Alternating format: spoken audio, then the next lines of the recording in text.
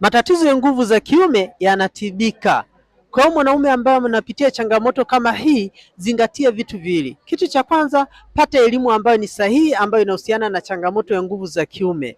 Hapo utakuwa umepona changamoto yako ya nguvu za kiume. Na kitu cha pili, zingatia elimu, yani kana kwamba ni badilisha mtindo wa maisha.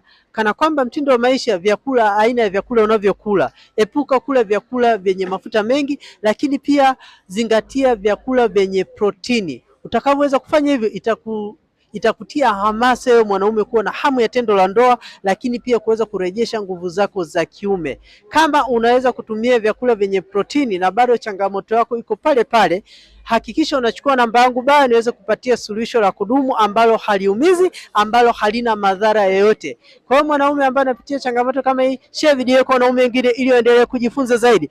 Mwanaume, boresha uzazi wako, boresha mbegu zako.